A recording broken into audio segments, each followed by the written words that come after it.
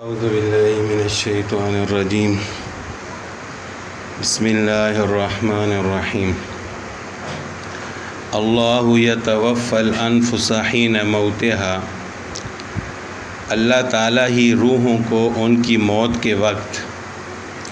واللتی لم تمت فی منامها اور جن کی موت نہیں آئی انہیں ان کی نیند کے وقت قبض کر لیتا ہے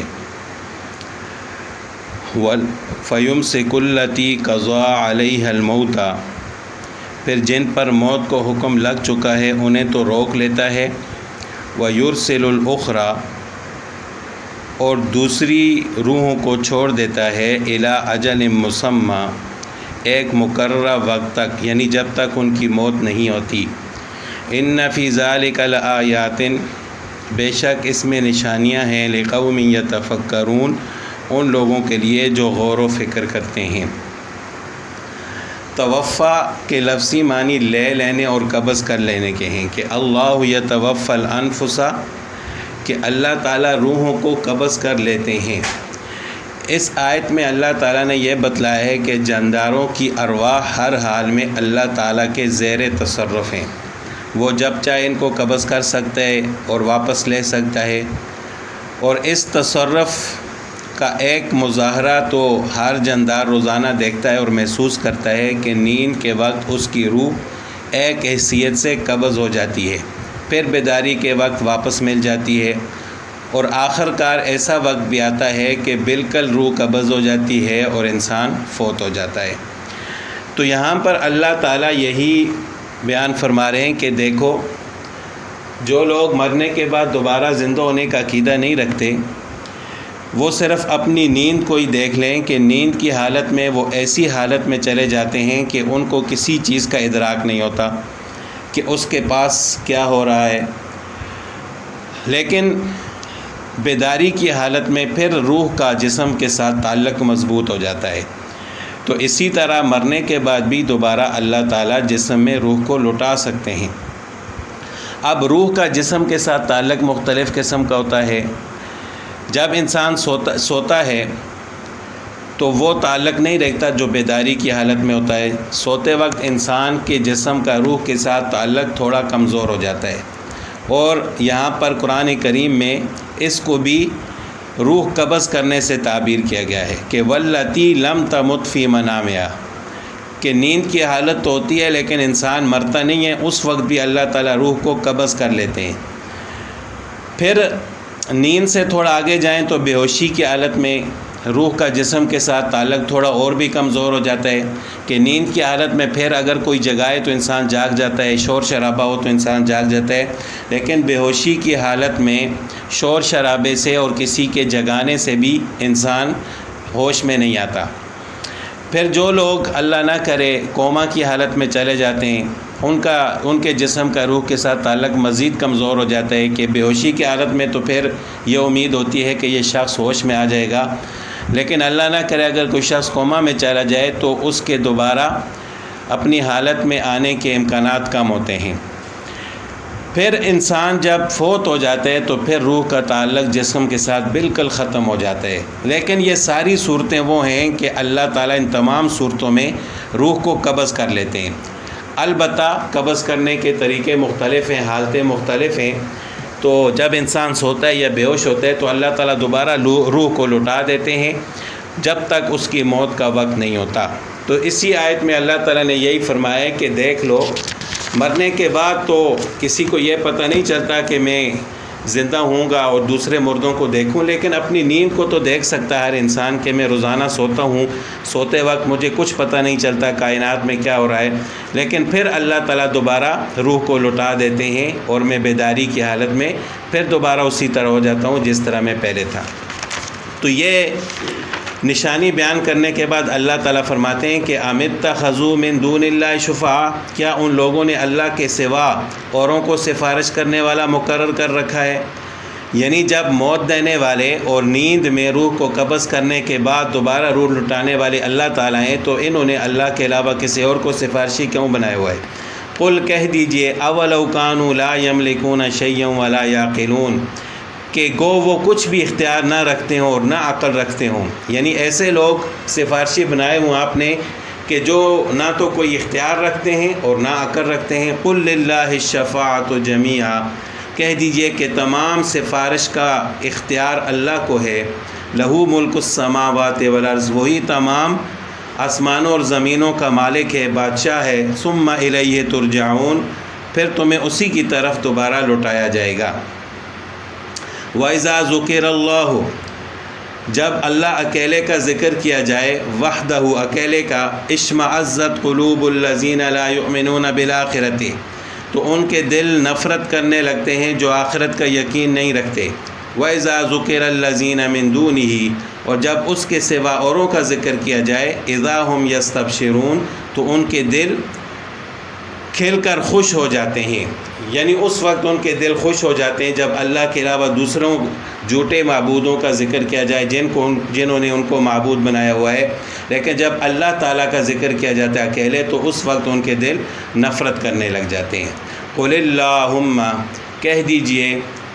اے اللہ، فاطر السماوات والارض، آسمان اور زمین کے پیدا کرنے والے، عالم الغیب والشہادت، کھلے اور غیب اور حاضر کی باتوں کو جاننے والے، انت تحکم بین عبادک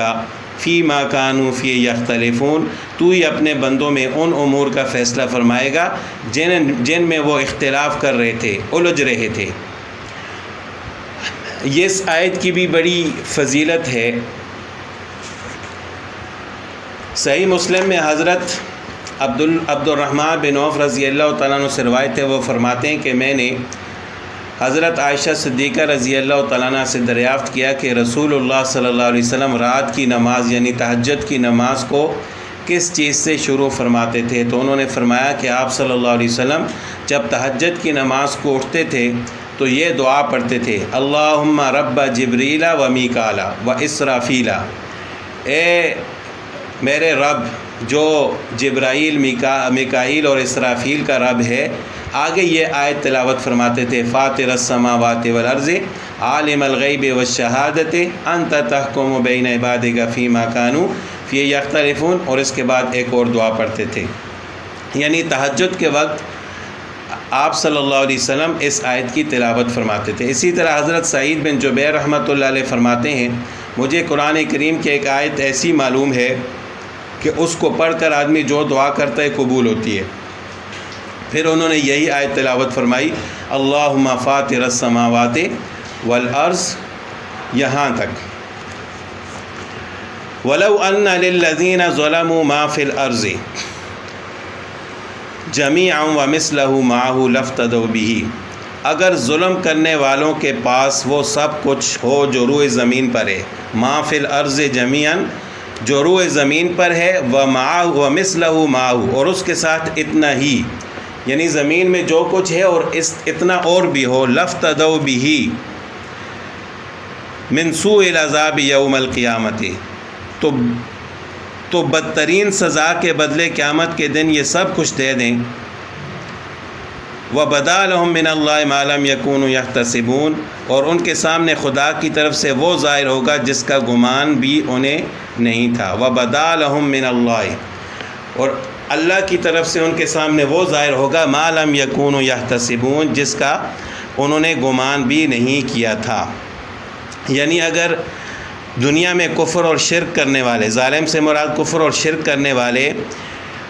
قیامت کے دن اس زمین پوری کائنات میں جو کچھ ہے یہ بھی اور اتنا اور بھی ہو، اور وہ اپنی جان چھڑانے کے بدلے دے دیں کہ یا اللہ میری جان چھوٹ جائے، یہ سب کچھ میں دینے کے لیے تیار ہوں، تب بھی سوء العذاب، برے عذاب سے قیامت کے دن ان کی جان نہیں چھوٹے گی۔ تو اللہ تعالیٰ ان کے سامنے جب ان کے اعمال کو ظاہر کریں گے تو ان کے بارے میں انہوں نے سوچا بھی نہیں ہوگا۔ وَبَدَا لَهُمْ سَيِّئَاتُ مَا كَسَبُوا، جو کچھ انہوں نے کیا تھا اس کی برائیاں ان پر کھل پڑیں گی۔ وَحَاقَ بِهِم مَا كَانُوا بِهِ يَسْتَهْزِئُونَ، اور جس کے ساتھ وہ مذاق کرتے تھے وہ انہیں آ گرے گا۔ وَبَدَا لَهُم مِّنَ اللَّهِ مَا لَمْ يَكُونُوا يَحْتَسِبُونَ، حضرت سفیان ثوری رحمۃ اللہ علیہ نے اس آیت کو پڑھ کر فرمایا کہ ہلاکت ہے ریاکاروں کے لیے، ہلاکت ہے ریاکاروں کے لیے۔ یہ آیت انہی سے متعلق ہے جو دنیا میں نیک کام لوگوں کو دکھانے کے لیے کرتے تھے اور لوگ بھی ان کو نیک سمجھتے تھے اور وہ خود بھی اس دھوکے میں تھے کہ یہ اعمال ان کے لیے آخرت کی نجات کا ذریعہ بنیں گے، مگر چونکہ ان میں اخلاص نہیں تھا اس لیے اللہ کے نزدیک ایسے نیک اعمال کا کوئی اجر و ثواب انہیں نہیں ملے گا۔ اس لیے وہاں اچانک ان کے گمان کے خلاف عذاب اور عتاب ہونے لگے گا۔ یعنی وہ تو یہ سمجھتے ہوں گے کہ یہاں ہمارے لیے بڑا مقام ہوگا، جنت ہوگی، لیکن ان کے جتنے بھی نیک اعمال ہوں گے وہ ریاکاری کی وجہ سے ضائع ہو جائیں گے اور وہاں پر جنت کے بجائے نعوذ باللہ ان کو جہنم ان کا ٹھکانہ بنے گی۔ فَإِذَا مَسَّ الْإِنسَانَ ضُرٌّ، اور جب انسان کو کوئی تکلیف پہنچتی ہے، دعانا، وہ ہمیں پکارنے لگتا ہے، ثم اذا خولناہ نعمتا منا، پھر جب ہم اسے اپنی طرف سے کوئی نعمت عطا فرما دیں، قال، تو کہنے لگتا ہے، انما اوتیتہ علی علم، کہ اسے تو میں اپنی دانائی کی وجہ سے یہ مجھے دی گئی ہے، انما اوتیتہ علی علم، کہ یہ تو میری دانائی کی وجہ سے مجھے دی گئی ہے، بل ہی فتنۃ، بلکہ یہ آزمائش ہے، ولکن اکثرہم لا یعلمون، بلکہ ان میں سے اکثر لوگ نہیں جانتے۔ یعنی انسان کی فطرت میں یہ بھی ہے کہ جب تکلیف کوئی مصیبت آتی ہے تو پھر اللہ سے دعا کرتا ہے، اور جب نعمتیں آتی ہیں تو کہتا ہے کہ یہ تو میرا کمال تھا، میں بڑا ذہین تھا، میں بڑا دانا تھا جس کی وجہ سے مجھے یہ نعمت ملی ہے۔ تو اللہ تعالیٰ فرماتے ہیں کہ یہ اس کے لیے آزمائش ہے، لیکن اکثر لوگ سمجھتے نہیں ہیں۔ قد قالها الذین من قبلہم، ان سے اگلے لوگ بھی یہی بات کہہ چکے ہیں، فما اغنی عنہم ما کانوا یکسبون، پس ان کی کارروائی ان کے کچھ کام نہ آئی، فاصابہم سیئات ما کسبوا، پھر ان کی تمام برائیاں ان پر آ پڑیں، والذین ظلموا من ہؤلاء، اور ان میں سے جو گناہگار ہیں ان کی ہوئی برائیاں بھی ان پر آ پڑیں، والذین ظلموا من ہؤلاء سیصیبہم سیئات ما کسبوا وما ہم بمعجزین، ان کی برائیاں بھی ان پر آ پڑیں گی، یہ ہمیں ہرا دینے والے نہیں ہیں، وما ہم بمعجزین، یہ عاجز کرنے والے نہیں ہیں۔ اولم یعلموا، کیا انہیں معلوم نہیں ہے، ان اللہ، کہ بے شک اللہ تعالیٰ، یبسط الرزق لمن یشاء، جس کے لیے چاہتا ہے روزی کشادہ کر دیتا ہے، ویقدر، اور جس کے لیے چاہتا ہے تنگ کر دیتا ہے، ان فی ذلک لآیات، بے شک اس میں نشانیاں ہیں، لقوم یؤمنون، ان لوگوں کے لیے جو ایمان لاتے ہیں۔